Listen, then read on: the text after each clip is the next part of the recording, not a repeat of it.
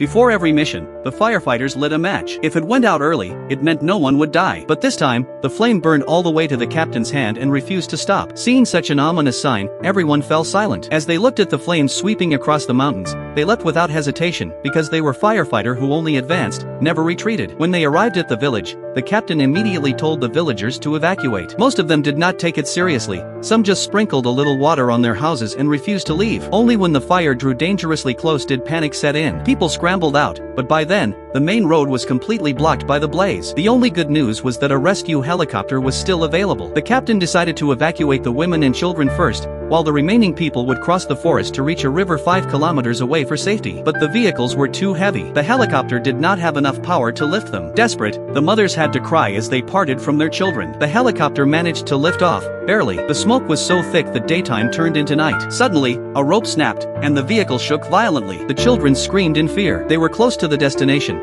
but the pilot feared the rope would break completely. He found a small clearing and risked getting the children onto the helicopter. The situation was critical. The firefighter immediately jumped down, unclipped the rope fastenings, and rushed the children onto the aircraft. When the pilot tried to take off, the helicopter did not move. No matter how he pulled the controls, there was no response. Time was running out, they had to reduce weight. The firefighter threw out everything they could, even their favorite guitars. Still, the helicopter would not lift. With no other choice, the firefighter ordered the pilot to drain the fuel from the main tank. They still had backup fuel. They fought the surrounding fire with extinguishers, buying precious seconds. Once back on board, the helicopter finally lifted, but only about 2 meters off the ground, not high enough to be safe. The firefighter removed their shoes and jackets to lighten the load, but it barely helped. The fire was dangerously close to the fuel. A silent determination filled the firefighter. They told the children to close their eyes and promised that if they counted to 3, the helicopter would take off. On 3, a miracle happened. The helicopter rose. When the children opened their eyes, they could no longer see the firefighter. To save them, the man had jumped from the helicopter, standing amidst the flames without fear of death. The surrounding fire quickly consumed everything, swallowing the man into the inferno. Because he were firefighter who only advanced, never retreated.